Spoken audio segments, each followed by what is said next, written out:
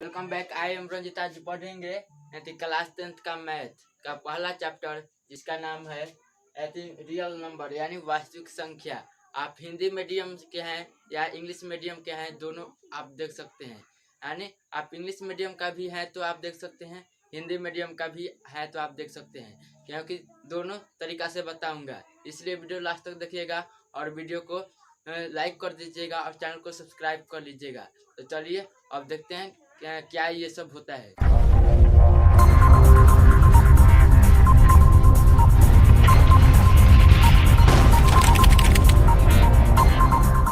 सबसे पहले आप क्लास 10th का मैथ चैप्टर उठाइएगा तो सबसे पहले एक हेडिंग आएगा जिसका नाम होगा यूक्लिड्स डिवीजन एल्गोरिथम। कितना आदमी से एल्गोरिथम भी बोलता है ना, तो यूक्लिड्स डिवीजन एल्गोरिथम यानी यूक्लिड का विभाजन एल्गोरिथम क्या होता है। यानी तो सबसे पहले इसे जानेंगे। एल्गोरिथम मतलब क्या होता है? प्रोसेस। यानी प्रोसेस कुछ करने के लिए कुछ ना कुछ प्रोसेस करना पड़ता है ना। जैसे में जोड़ करने के लिए उसको जोड़ना पड़ता है, पढ़ना पड़ता है ना। वही क्या कहलाता है? एल्गोरिथम। एल्गोरिथम मैंने कुछ जैसे में मान लीजिए कुछ बनाना है तो उसमें मतलब चिकन बनाना है तो उसमें क्या क्या डालते हैं वो सब क्या होता है? प्रोसेस होता है। तो यह क्या है? प्रोसेस है यानी एल्गोरिथम, जिसको आप हिंदी में भी एल्गोरिथम चाहे एल्गोरिथम पढ़ते हैं। आप देख लीजिए डिवीजन यानी डिवीजन मतलब क्या होता है? भाग। यानी विभाजन यानी विभाजन करने के लिए यह क्या है? प्रक्रिया है। आज यूक्लिड मतलब क्या है? ये एक महान वैज्ञानिक का नाम है, इससे डरिएगा मत। ये एक वैज्ञानिक का नाम है जिसने यह मतलब प्रक्रिया दिया है, प्रोसेस दिया है। क्या आता है? अगला स्टेप क्या आता है? Euclid's division lemma. यानी वैसे ही यानी लेमा, सिर्फ लेमा समझना है। यानी यूक्लिड का डिवीजन और लेमा का हिंदी क्या होता है? प्रमेयिका। प्रमेयिका आपको हिंदी में समझना है, हिंदी वाला प्रमेयिका समझेंगे, यानी इंग्लिश वाले लेमा समझेंगे। तो लेमा क्या होता है? तो लेमा एक ऐसा स्टेटमेंट यानी कथन होता है। स्टेटमेंट मतलब जो पहले से किया गया हो और उसमें जोड़ दिया जाता है, यानी पहले से किया गया हो उसको सिर्फ प्रूफ किया जाता है ना। तो उसी क्या कहते हैं? लेमा। जैसे में मान लीजिए 2 एक इवन नंबर है, यानी इवन नंबर मतलब का सम संख्या। यानी कोई कहा कि 2 एक इवन नंबर है यानी सम संख्या है। तो एक और कोई आके कह दिया कि 4 भी, 6 भी, 8 भी, 10 भी क्या है? एक इवन नंबर है। तो यही तो क्या कहलाएगा? यही लेमा कहलाएगा। जी हाँ दोस्तों, यही लेमा कहलाएगा। देख लीजिए कोई वैज्ञानिक आया कहा कि वैसी संख्या जो 2 से कट जाए यानी 2 से डिवाइड हो जाए उससे क्या कहते हैं? इवन नंबर यानी सम संख्या। आप देख लीजिए अब कोई वैज्ञानिक आया कहा कि 4 भी एक क्या है? सम है, संख्या है। 6 भी सम संख्या है। तो यही तो लेमा कहलाता है। हाँ यही तो लेमा समझ गए। अब चलिए अब नेक्स्ट स्टेप देखते हैं। क्या होता है? भाज्य क्या होता है? भागफल क्या होता है? और शेषफल क्या होता है? यानी आई थिंक डिवाइजर क्या होता है?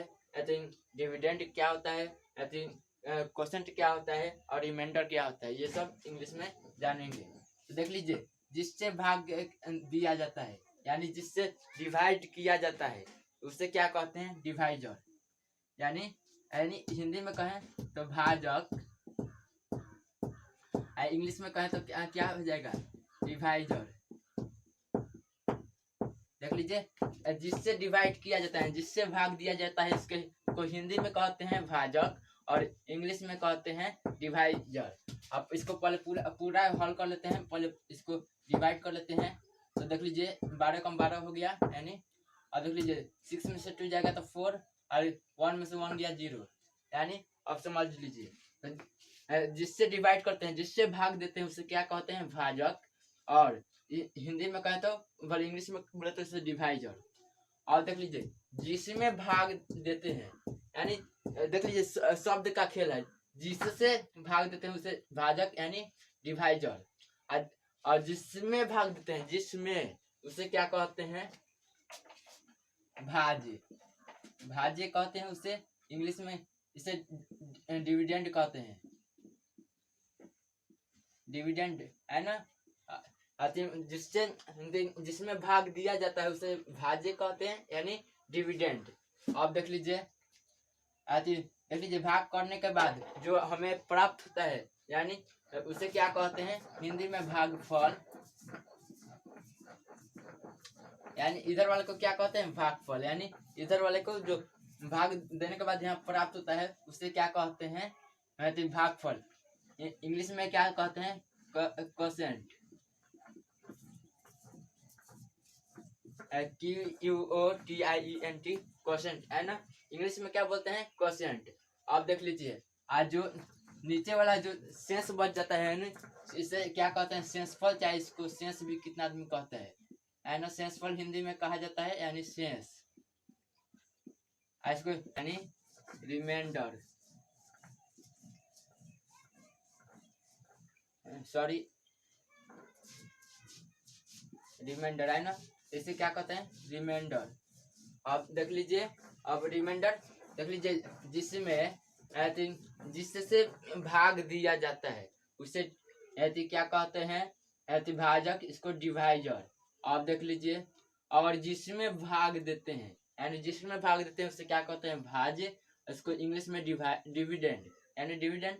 और देख लीजिए भाग करने के बाद जो उधर आता है यानी उसे क्या कहते हैं भागफल, यानी इसको कोसेंट बोलते हैं। और जो नीचे शेष बच जाता है यानी शेषफल उसे कहते हैं, चाहे शेष कहते हैं उसे रिमाइंडर कहते हैं इंग्लिश में। अब देखिए एक सूत्र बन जाता है भाज्य बराबर क्या होता है भाजक गुने भागफल प्लस शेषफल। अब देख लीजिए इंग्लिश में कहे तो इसे क्या कहते हैं भाज्य यानी dividend, dividend is equal to भाजक यानी डिवाइजर, डिवाइजर इनटू भागफल कोसेंट आई प्लस का प्लस यानी। और देख लीजिए रिमाइंडर,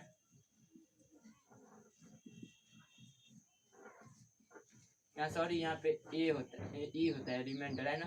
रिमाइंडर अब समझ में आ गया, यानी भाज्य बराबर क्या होता है यानी भाज्य यानी ये जो ये होता है इसके इसका और इसका यानी डिवाइजर और कोसेंट का गुणनफल और शेषफल का जोड़ तक होता है ना। तो अब चलते हैं पहले से देख लेते हैं, इससे आप चेक भी कर सकते हैं कि आपका भाग गलत है या सही है।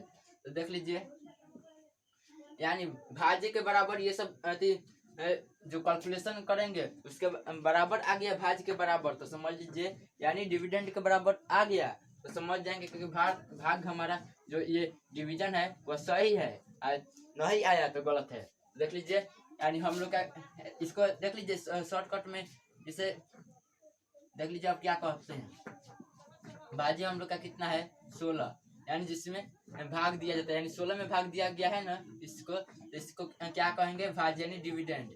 अब देख लीजिए अब डिवाइजर यानी डिवाइजर देख लीजिए इससे कहते हैं जिससे भाग दिया जाता है यानी भाजक, तो डिवाइजर यानी भाजक हो गया हम लोग का 12 यानी 12। अब देख लीजिए गुना का चिन्ह है तो गुना का यानी मल्टीप्लाई कर देंगे यानी कोसेंट से, यानी कोसेंट मतलब भागफल, तो भागफल हम लोग का कितना आ गया है 1, तो 1 से गुना कर देंगे। और देख लीजिए प्लस यानी रिमाइंडर, यानी रिमाइंडर क्या करना है प्लस कर देना यानी शेषफल को जोड़ देना है, तो हम लोग का रिमाइंडर कितना आ गया है 4, तो 4 कर दिए। तो देख लीजिए ये 16 है यानी 16 है। अब देख लीजिए अब इसको हल करेंगे तो 12 कम 12 यानी 12 हो गया, प्लस 4 है तो प्लस 4 यानी।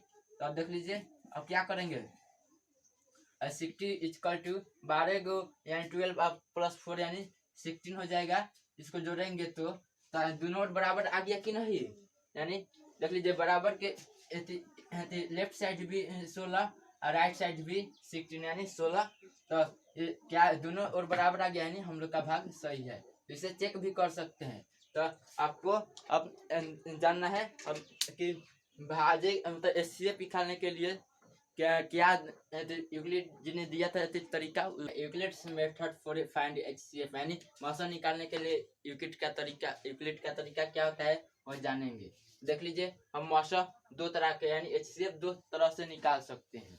तो एक पहले देख लीजिए, जो एथी है उसको फैक्टर यानी जो नंबर है उसको फैक्टर करेंगे, यानी 6 और 26, यानी तो इसको फैक्टर करेंगे तो 2 से पहले फैक्टर करेंगे तो कितना हो जाएगा 3 उसका, और फिर 3 से फैक्टर करेंगे तो 1 हो गया ना। आप देख लीजिए 26 के लिए अब फैक्टर करेंगे इसका, तो ये 2 से करेंगे तो कितना हो जाएगा 13, और 13 से करेंगे तो ऐसे क्या हो जाएगा 1, यानी ये नहीं कटेगा डायरेक्ट 13 से 13 से कटेगा, इसको डायरेक्ट लिख सकते हैं 1। और देख लीजिए आप लिख सकते हैं इंग्लिश में कहें तो ऐसे ऐसे 6 का गुणनखंड, यानी 6 का गुणनखंड,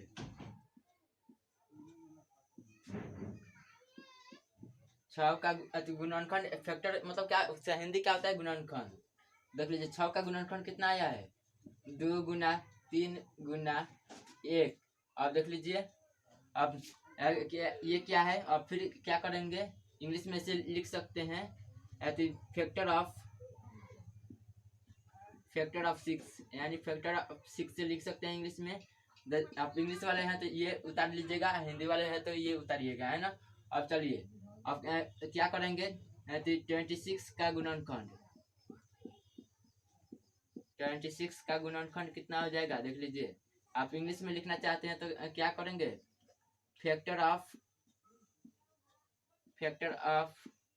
26, है ना।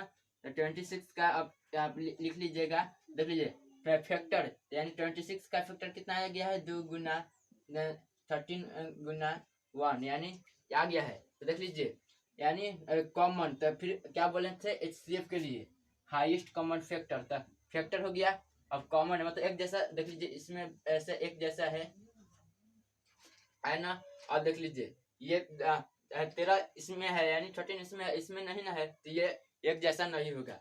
देख लीजिए एक भी एक जैसा है, तो क्या करते हैं तो देख लीजिए इसको जो जो एक जैसा है उसको आपस में गुना कर देते हैं।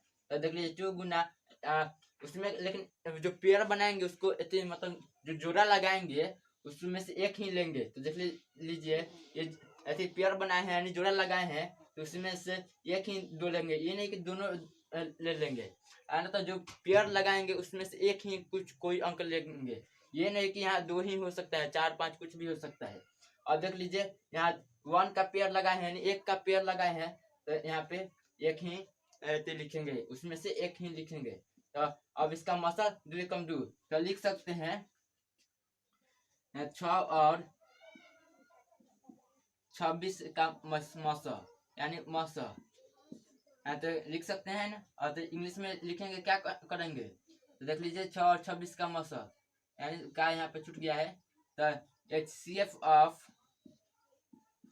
6 एंड 2 यानी तो कितना हो जाएगा 2, यानी हम लोग का मौसम कितना आ गया 2। और देख लीजिए तो ये इसको अब भाग विधि यानी इसको तो जब भाग विधि से निकालते हैं तो देख लीजिए कैसे निकालते हैं, इसे क्या कहते हैं गुणनखंड विधि। HCF हम लोग 2 प्रकार से निकालते हैं, तो इसको कहते हैं गुणनखंड विधि, इंग्लिश में फैक्टराइजेशन है ना, फैक्टराइजेशन मेथड। इसे देख लीजिए गुणनखंड विधि, इसको इंग्लिश में क्या कहते हैं फैक्टराइजेशन मेथड कहते हैं, फैक्टराइजेशन मेथड। आप देख लीजिए अब इसको देख लीजिए अब इसको क्या कहते हैं डिवीजन मेथड, यानी जो बना रहे हैं बना लेंगे तो बता देंगे डिवीजन मेथड यानी भाग